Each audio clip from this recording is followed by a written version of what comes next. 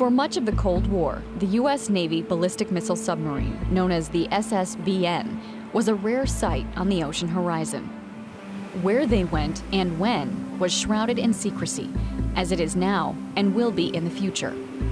Since the 1960s, they've been tasked to cruise undetected through the world's oceans, designed and built for one critical mission in an age of nuclear weapons, to help deter the threat of global nuclear war.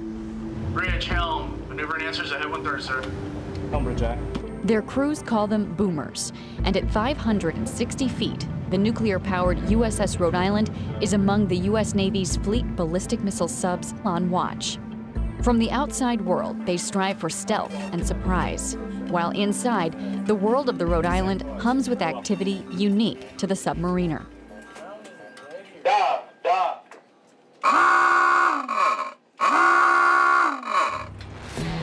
Dock. 5-4. Coming partially open with the breech door. Go ahead. 15, away, prepare, 11, denote, 12. The USS Rhode Island's nuclear deterrent punch is packed here along this corridor. 24 massive tubes, each capable of housing a ballistic missile. It's here in vital spaces like these where life goes on for Rhode Island's crew of more than 100 submariners. Inside each rack, you have, lift them up, you have storage space for your personal items in here.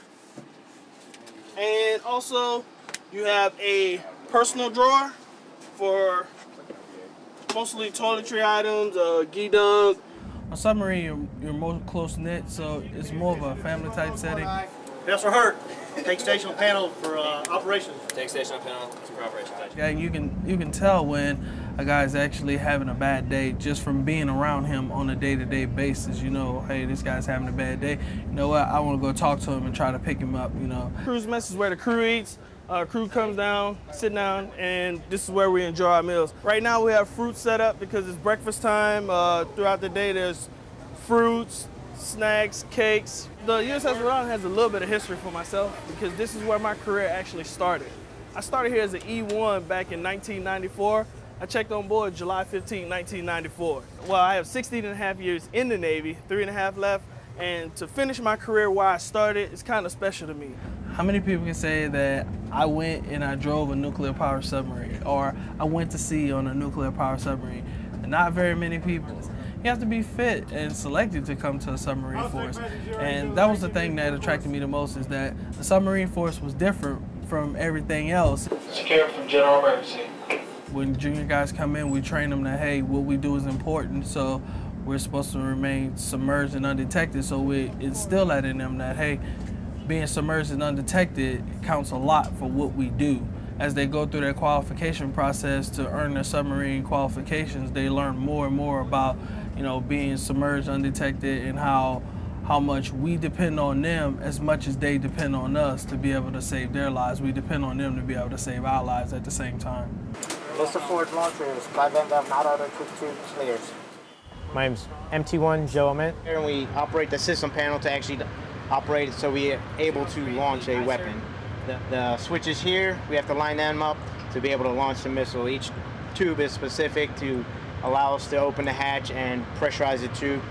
I tried out college, didn't work. I had a little part-time job. I was like, hey, driving home one day, might as well check it out. Once I got to my first boat, they welcomed me, and I don't know if I did something or the stars lined up, and they accepted me for who I was and how I worked, and I've been going full speed ever since. We stand 6-hour watches. You're either on coming, off going, or on watch, and you just stand your 6-hour watches. Then when you're off going is when you have to do your maintenance, your cleanup, and all that. And we actually have an inspection in 3 weeks. So right now we're getting ready to hit it pretty hard. Set condition 1 is queued for training without guidance with launcher. This is the captain. This is an exercise. I'm Commander Bob Clark, USS Rhode Island Blue Crew Commanding Officer. And I've been in this job for about 2.5 years now.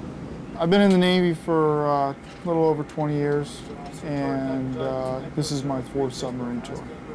I kind of view my command as a football team, but the difference between my team and most professional football teams is I feel like my second stringers are as good as my first stringers. 6-8, shut the bins. 7-0. And that's because we conduct training continuously, and we're putting those guys continuously into the game. Not many people work in an environment where you reposition one valve improperly and you can cause a major catastrophe. 14 member, make the forward part of the room ready, 2-1 low, 2-1 from launch. Make the forward part of the room ready, 2-1 low, 2-1 for launch. Aye, sight glass is dry. So that meticulous attention to detail and really watching what you're doing at all times is vital in the submarine force. We, as an SSBN, are here to become the survivable asset for strategic deterrence, regardless of a rogue nation state or a terrorist group. They're going to think twice when they know that we have the Trident-class submarine out in a location unknown to them with the amount of firepower that is on board the vessel. We're the big gun.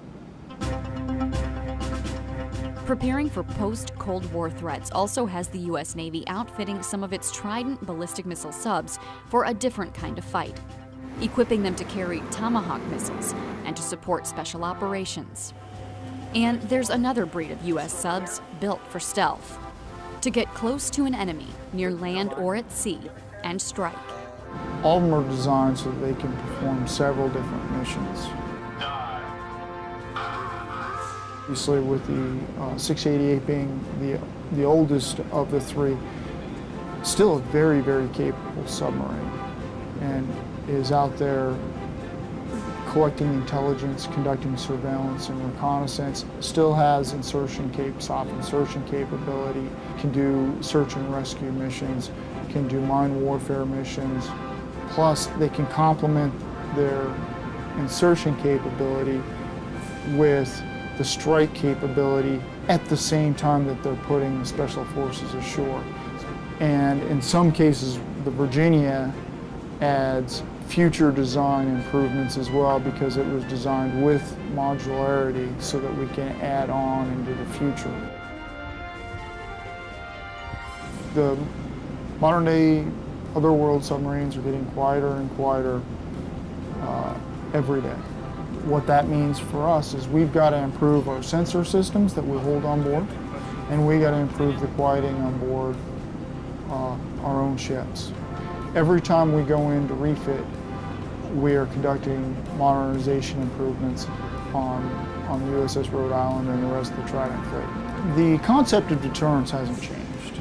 It's that unknown, the unknown of there may be a ballistic missile submarine out there waiting in the wings is what keeps a lot of countries from doing things to the U.S. is because they don't know there's that fast attack submarine or there's that ballistic missile submarine out there, and they just don't know, can't find us. We remain submerged, undetected.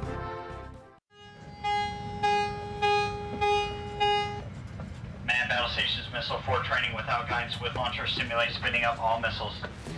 Submariners aboard USS Rhode Island are all too aware of their continuing mission of deterrence. 15 away, prepare 11, denote 12. They sit at the controls, knowing they could help to launch one of the most powerful weapons in the world, a missile loaded with nuclear warheads. 11 away, prepare 22, denote 16. Prepared 16. I don't really look at it as a weapon that we're actually going to use due to us being a strategic deterrent. I'm getting ready to leave my 20s, but being 20-something years old and being in charge of nuclear weapons, that's pretty impressive. I just try to look at it as just my job and do the right thing. Press MC stage port A9, verify man is green. Aye, sir. We have a lot of rules and regulations imposed to prevent us from making any accidents or anything like that. Theirs is a revised version of the original intent behind the U.S. ballistic missile sub. Today's boomer stands ready to deter any number of potential adversaries. In the Cold War, there was one primary threat: the Soviet Union, and the mission to deter the Soviets from attacking the free world with nuclear weapons. The development of two antagonistic power blocks, led on the one side by the Soviet Union and on the other by the United States, resulted in what would soon be known as the Cold War. The Soviets built a very large submarine force after World War II. By the mid-1960s and throughout the 1970s, it's over 300 submarines. And the U.S. Navy has to come up with a counter for that. They incorporate nuclear propulsion in the late 1950s. They developed their own ballistic missile submarine force in the 1960s. That force of 300 submarines is potentially devastating in case of a conflict with the United States.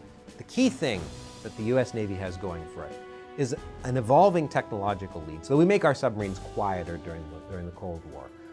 Those boats get quieter as we go. But the crews and the captains that are leading those crews really make a tremendous difference.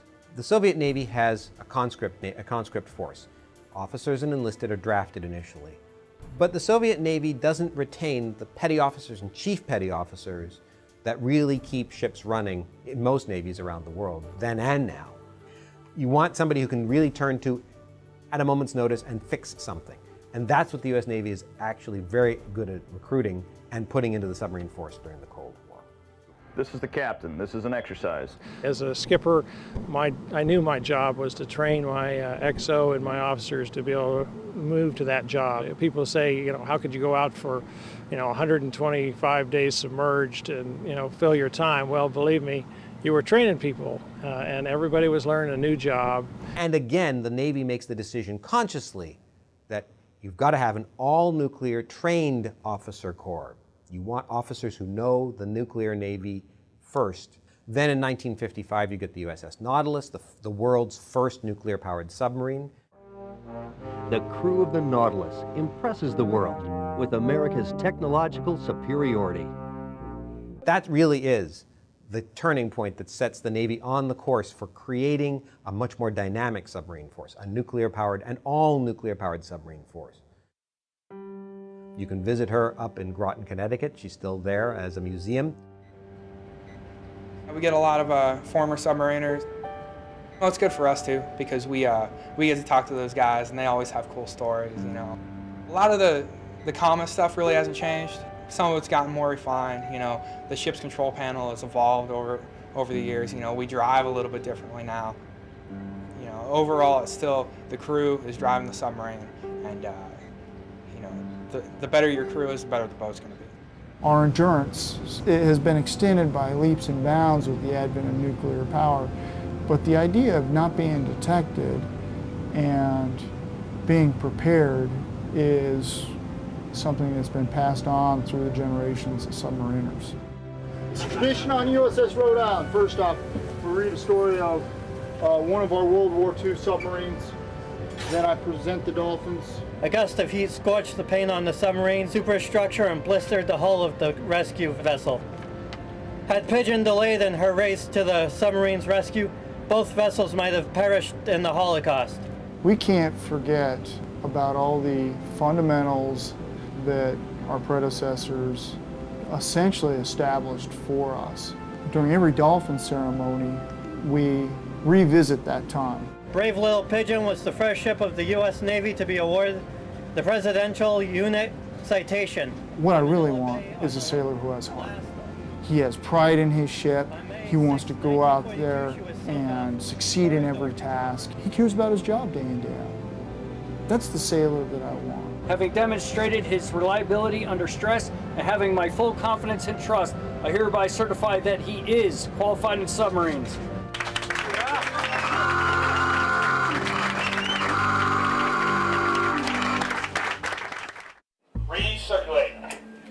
Submariners at the controls of the USS Rhode Island guide a vessel launched in the 1990s with a blend of analog, mechanical, and electronic systems. That hands-on world has seen a few changes in the newest Virginia class of submarines. The USS New Mexico is one of those next-generation Virginia-class attack subs.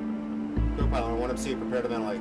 New Mexico crews are immersed in the latest generation of digital technology, a world of flat panel touchscreen displays.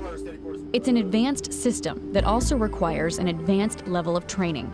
And that training happens here in this simulator at the Naval Submarine School in Groton, Connecticut. Emergency blow. Emergency surface ship. Where's the surface ship at? Pilot, achievement 20 degree. 20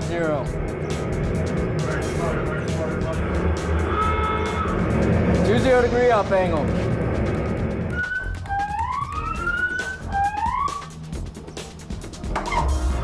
Emergency surface ship. Emergency surface ship, pilot eye. Top plane. Pilot, all in 2/3. All in 2/3, pilot eye. Pilot, all in standard. All in standard, pilot eye. Top standard.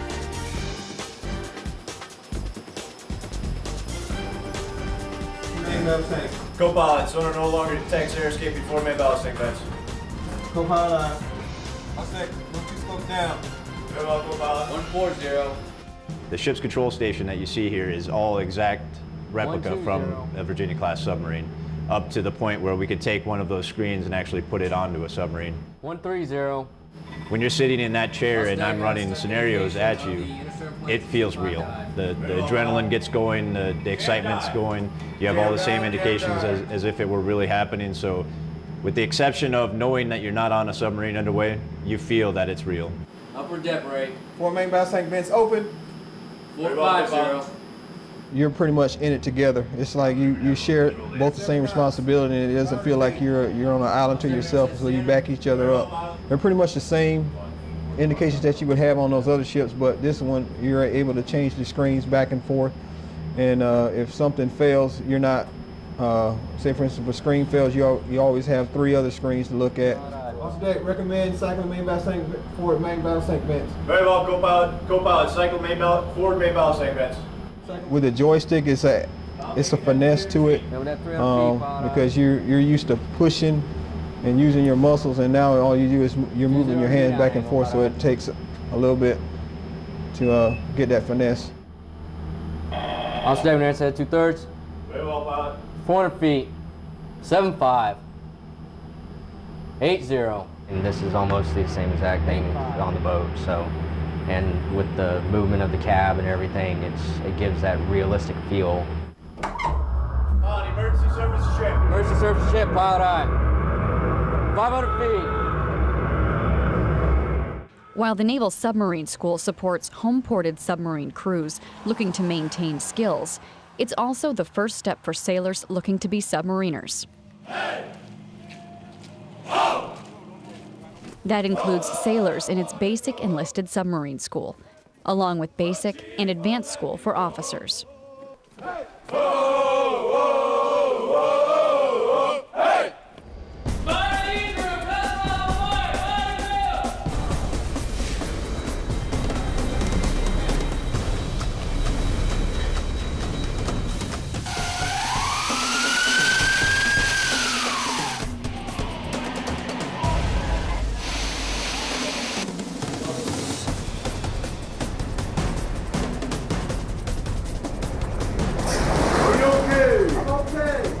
Because of the different skill levels and experience levels, both in the fleet returnee and the new accession into the submarine force, you're almost building their level of knowledge and their experience level from the ground up.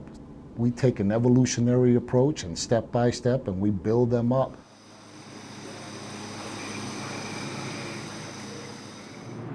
I am a part of the Navy right now, but having no sea time experience, you kind of feel a little separated. So I'm looking forward to kind of, pulling my own weight and earning what it is that I've been given. I've toured a few submarines, and whenever I become engineering officer of the watch, I'm going to be in charge of the reactor. So that's going to be pretty hefty. So you have to know what you're talking about when it comes to that. Now, when we do PKP, we'll have a hydraulic rupture. Go from a hydraulic rupture to a bilge fire. So this will be the hydraulic. There's so much to learn. The capabilities of our systems are so vast that you're limited in the amount of instruction you can give.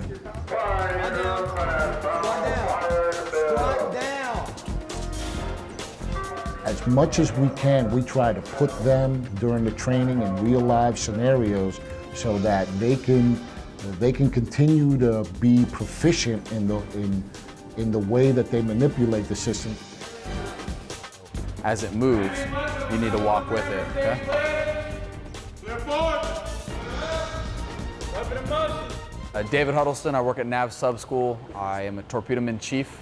The sole purpose of a submarine being invented was to take the fight there, you know, launch torpedoes. Torpedomen in general work very hard together, work very close together, because it takes more than one person to tube load a weapon and protect the ship. So. All right, too many clear forwards, too many clear afts, too much pausing in the evolution, right? You got to remember to keep that in your mind. It's an easy evolution. Don't make it more difficult than it has to be. Safety is our most important element. You know, torpedo room, it's a pretty dangerous place. 25-inch holes in the torpedo room, explosives all over the place. All it takes is one problem, one accident, and that could be it for us. Warning! Sure the after ship Rabbit and personnel are clear of hoist area. And warning. In warning. Understand warning. Slow it down just a little bit, all right? We train to shoot torpedoes, we train to shoot missiles. That's what our job is. Starboard to the fire position now. All right, now check your indication on your Wilkie. That's set fire. All your stop bolts are right here. Load, lock, and fire. I'm Petty Officer Blaine, second class submarine qualified. Taking the starboard to the lock position, stand clear. Torpedo mates have just a long history. I wanted to be part of that history. We're very proud. We know how to get the job done, and I like to consider myself that way, and I thought I would fit in perfectly. Excuse me, taking the strain on rammer number one, stand aft first, stand clear. Taking strain on rammer number one, aft first, stand clear. Stepping on board the first time is very scary. If you can ease some of that stress when they're stepping on board is a huge chunk of their process, of their transition. I always keep telling you over the last 4 weeks that we've been together, foresight is the most important thing for us to have. I could go back to the whole pride thing as a torpedoman. A submarine without torpedomen on it and torpedoes on it, it's just a pleasure craft.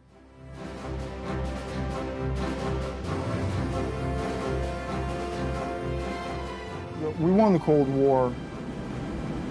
We had a known adversary. Today, we have many potential adversaries. Missile forward, missile aft, second mission 4SQ. Our biggest thing is to make sure that we maintain accountability for the strategic weapon system so we can support, you know, whenever the Commander-in-Chief calls on us to be able to support. The submarine's all volunteer crew. It was a great place to be. You realized that what you were learning, people were dependent on you to pull your weight, and the missions, you know, you got done and you were satisfied that, you know, you really had done something important for the country. I've served on 7 submarines. I have sailed around the world, literally. On my last boat, I was able to provide a tour to the equivalent Russian chairman of the Joint Chiefs of Staff. At the Academy from 84 to 88, we were taught the Russians, Cold War, and I never would have dreamt that 20 years later, I would be given a tour to a Russian senior official, military official, along with his delegation, touring my submarine. Who would have thought that we would come that far? As the chief of the boat on USS Santa Fe, we surfaced at the North Pole. To do that with those warriors and those great Americans that I got to do it with, that was the highlight. I'm actually quite pleased that the submarine force is integrating women into the submarine service because we need that intellectual power and diversity of thought. The female has already shown that she, in all levels of combat, in all levels of our Navy and the Department of Defense, is contributed just as much as anybody. And so when the females become part of our submarine force and we get our first female sailors assigned to the submarine force, I think she's going to be embraced just like any member of the crew.